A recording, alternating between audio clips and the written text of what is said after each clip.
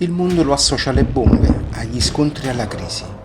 Eppure, mentre le notizie raccontano la guerra, qualcuno continua a fare vino. Ben 15 milioni di bottiglie nel solo 2024.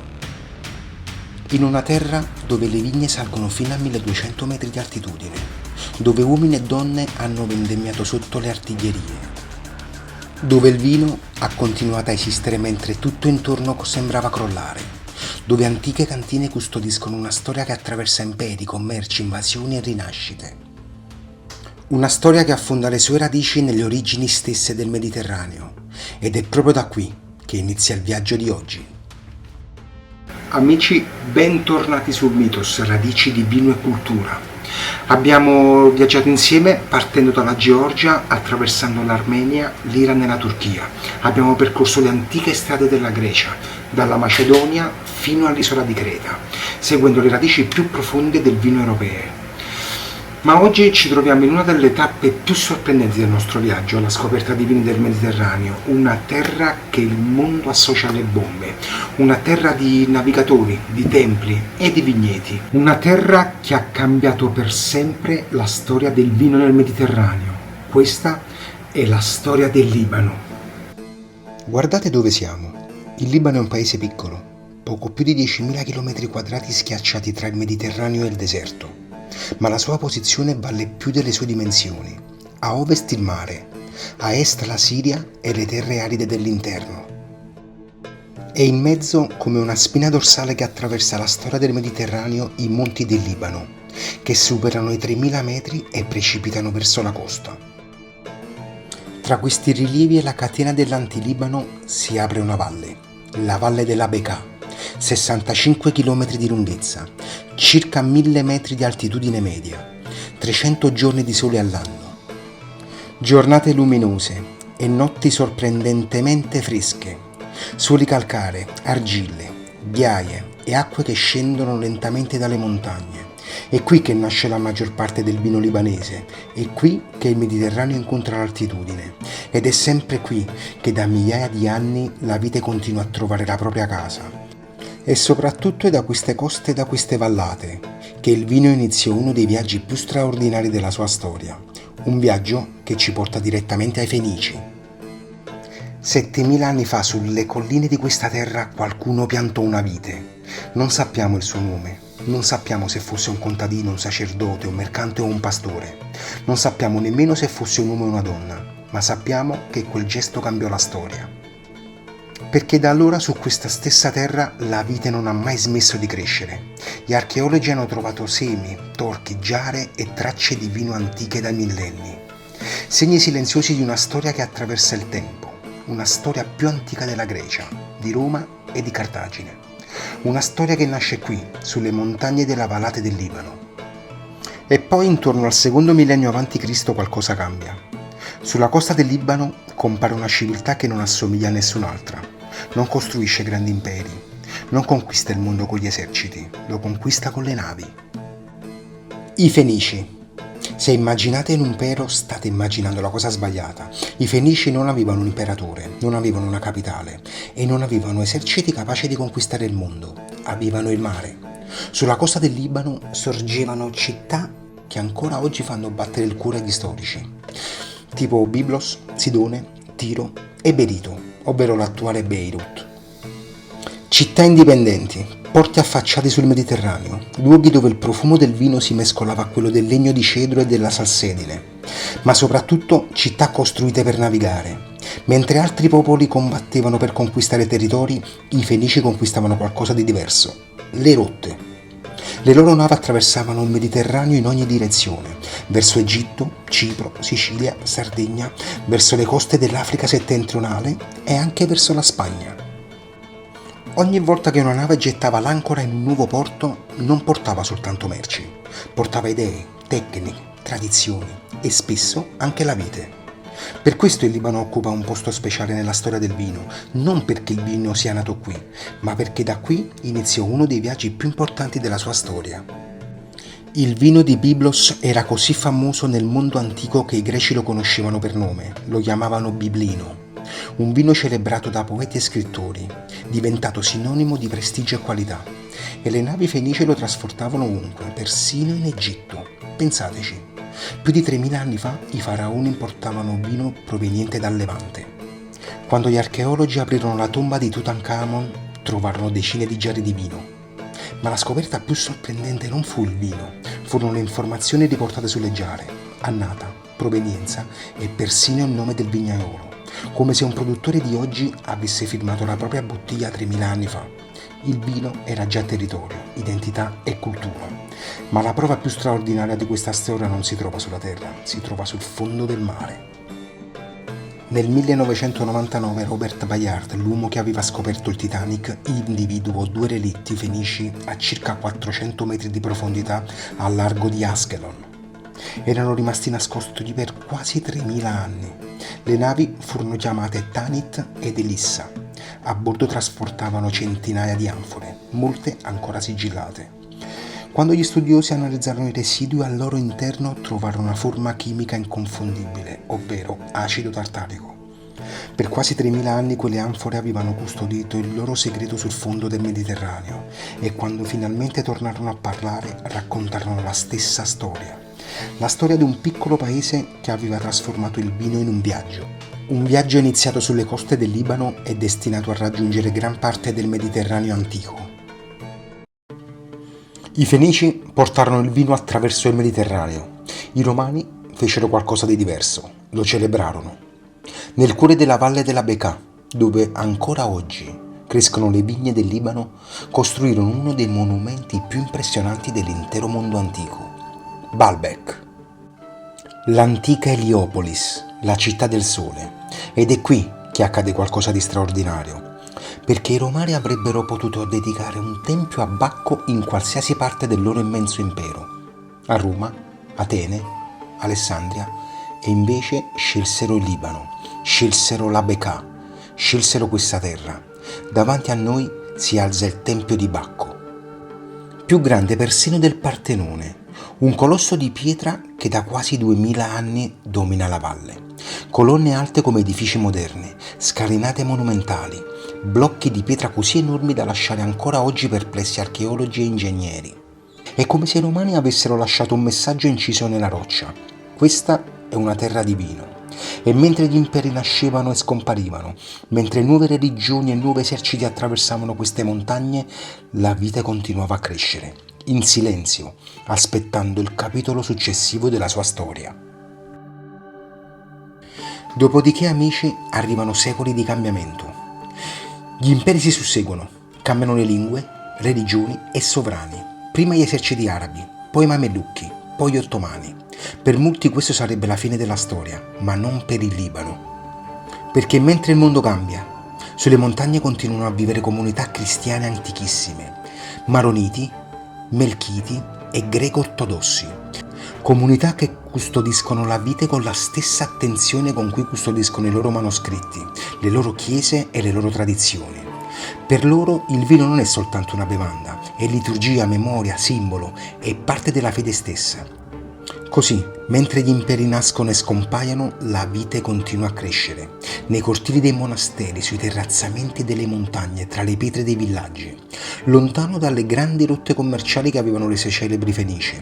Per secoli il vino libanese smette quasi di fare rumore, ma non scompare, rimane vivo, come una brace nascosta sotto la cenere, in attesa che qualcuno la faccia tornare fiamma.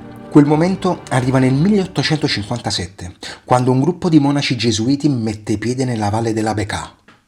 Qui i monaci ricevono 25 ettari di terra rossa fertile, terra che da secoli aspetta di tornare protagonista. I gesuiti portano con sé nuove idee e nuovi vitigni, Cinsault, Grenache, Carignan, e fondano una cantina destinata a cambiare per sempre il destino del vino libanese, Château Ksara, la più antica cantina del Libano moderno. Anno dopo anno le vigne crescono e con esse anche la reputazione. Il vino di Ksara inizia a viaggiare e il Libano torna lentamente sulla mappa del vino. Ma la storia di Ksara custodisce un episodio che sembra uscito da un romanzo d'avventura. Nel 1898 una volpe si rifugia sotto la cantina. I monaci tentano di stanarla, seguono le sue tracce, esplorano il sottosuolo e scoprono qualcosa di incredibile.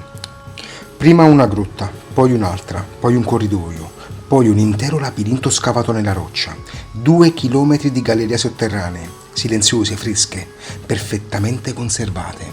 Gallerie costruite in epoca romana quasi 2000 anni prima, come se il passato stesse aspettando proprio loro. I romani avevano già compreso il valore di quel luogo. Temperatura costante, umidità ideale, condizioni perfette per conservare e affinare il vino. Quelle antiche gallerie diventano le nuove cantine di Xara e ancora oggi, camminando tra quelle rocce illuminate dalla luce soffusa, si ha la sensazione di attraversare 2000 anni di storia in pochi minuti. Che dire, la rinascita del vino libanese non nasce da una rivoluzione, ma dalla vite, da un monastero e da una volpe in fuga. Nel 1930 un giovane libanese torna da Bordeaux. Si chiama Gaston Nochar. Ha visto i grandi vigneti francesi, ha assaggiato vini destinati a entrare nella storia e torna a casa con un sogno: dimostrare che anche il Libano può produrre grandi vini. Così a Gazir, poco a nord di Beirut, fonda una piccola cantina. La chiama Chateau Musar. All'inizio sembra una storia come tante, una famiglia, una cantina, qualche vigneto. Nessuno può immaginare ciò che sta per accadere, perché il vero protagonista di questa storia non è Gaston, ma suo figlio, Serge. Serge Ochard cresce tra le vigne di famiglia, studia enologia a Bordeaux e impara dai migliori. Tra i suoi insegnanti c'è Émile Penaud, considerato il padre dell'enologia moderna. Quando torna in Libano prende lentamente in mano il destino della cantina. Poi arriva il 1975, il 13 aprile. Scoppia la guerra civile libanese, una guerra che durerà 15 anni, una guerra che distruggerà città, dividerà famiglie, cambierà per sempre il volto del paese. E come molti altri Serge potrebbe partire, potrebbe trasferirsi all'estero, salvare se stesso e abbandonare tutto, ma non lo fa, rimane. Ogni anno deve raggiungere le vigne della valle della Bekaa. In tempo di pace il viaggio richiede poche ore, in guerra può durare giorni, a volte settimane. Le strade vengono chiuse, i ponti distrutti, le linee di fronte cambiano continuamente, eppure la vendemmia continua. Immaginate la scena: i raccoglitori avanzano tra i filari, tagliano grappoli maturi, in lontananza si sentono le artiglierie, i carri armati occupano la valle, le esplosioni risuonano tra le montagne. Eppure qualcuno continua a raccogliere uva, perché la vita non aspetta, la guerra può aspettare, la vendemmia no. Nel 1982 alcune vigne di Musar si trovano addirittura tra le linee siriane e israeliane, una delle zone più pericolose del paese, eppure i raccoglitori beduini continuano a lavorare, come avevano fatto i loro padri e prima ancora i loro nonni. In 15 anni di guerra Chateau Musar perde soltanto 2 annate, la 1976 e la 1984. L'annata più drammatica.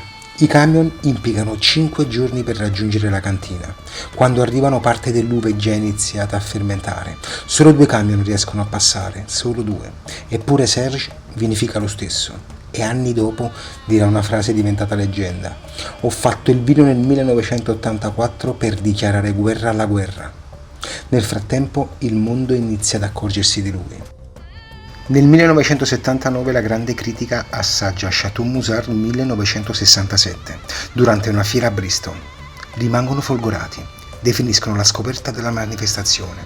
5 anni dopo, nel 1984, la rivista Decanter nomina Serge Ochard il primo Man of the Year della sua storia. Mentre il Libano brucia, mentre le bombe cadono e mentre il paese è diviso, il produttore di vino più celebrato del mondo lavora in una cantina libanese. Morirà nel 2014, in Messico, aveva 75 anni, ma a quel punto era già diventato qualcosa di più di un produttore, era diventato il simbolo di un paese che si rifiutava di arrendersi. Beh amici, la guerra civile finisce nel 1990 e il Libano come sempre rinasce. Nel 1998 nasce Massaia, i fratelli Ghosn con il partner francese della famiglia Brunier, grandi dello Châteauneuf du Pape. Il Libano e la Francia che si stringono di nuovo la mano come ai tempi di Gaston Nochard e dei Gesuiti. Château Kefraya, nata durante la guerra stessa nel 1979, sui pendii terrazzati del monte Barouk. Domaine de Tourelle, fondata nel 1868 da un ingegnere francese innamorato della Becca, riprende forza sotto la guida dell'enologo Fouezy Issa, formatosi da René Restant in Côte-des-Rôtis e poi a Château Margaux. E una nuova generazione di produttori inizia a fare domande scomode, domande come questa: perché continuiamo a imitare Bordeaux? Perché non guardiamo dentro la nostra terra? E dentro la terra del Libano ci sono due fantasmi, due vitigni bianchi autoctoni che i Fenici coltivavano già 3000 anni fa. Si chiamano Obaide e Merwa. Per generazioni nessuno li aveva imbottigliati da soli.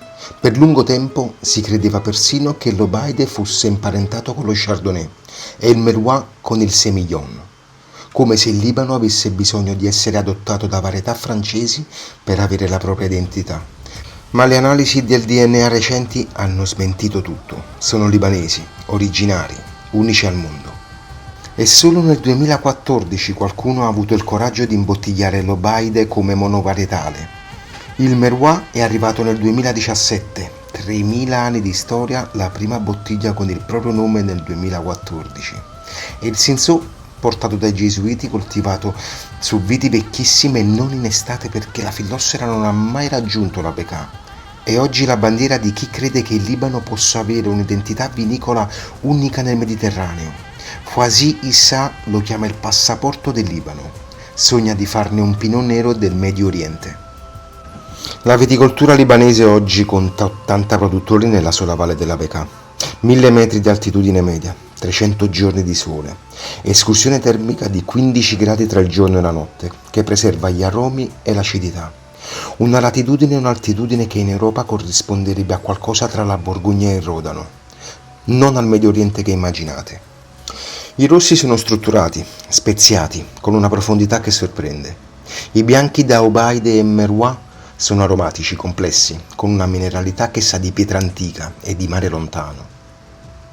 Poi ci sono i vini di Château Musar, il grande rosso da Cabernet Sauvignon, Cinsault e Carignan. Il bianco da Obaide e Merwa escono sul mercato solo dopo 7 anni dalla vendemmia. Quando stappate una bottiglia di Musar state aprendo qualcosa che ha aspettato, come il Libano ha sempre aspettato. Il 2006, la guerra con Israele. I jet israeliani sorvolano le vigne mature della Bekaa. Massaia dipinge il nome della cantina a lettere enormi sui camion perché non vengano scambiati per obiettivi militari. Xara vendemmia il giorno dopo il cessate il fuoco. Il 4 agosto del 2020 Beirut esplode. 2750 tonnellate di nitrato di ammonio nel porto. 218 morti, 7000 feriti, 300 sfollati. Il porto distrutto, quello stesso porto da cui partono le bottiglie di vino libanese verso il mondo intero. E nel 2024 con la guerra che torna nella Bekaa orientale, con le cantine borbandate e le vigne che bruciano. Una produttrice guarda fuori la finestra e dice: questa è l'annata della polvere da sparo. 15 milioni di bottiglie prodotte nel 2024, nonostante tutto. Questa è la viticoltura libanese oggi. Non è una regione vinicola come le altre, non è un posto dove vai a fare un weekend tra una spa e una degustazione. È un atto di resistenza. Ogni bottiglia di vino libanese è una dichiarazione che una terra può sopravvivere alla guerra, all'esplosione, al collasso economico, all'occupazione, alla crisi, e che le radici che i Fenici hanno piantato 7000 anni fa sono ancora lì, ancora vive, ancora capaci di dare frutto.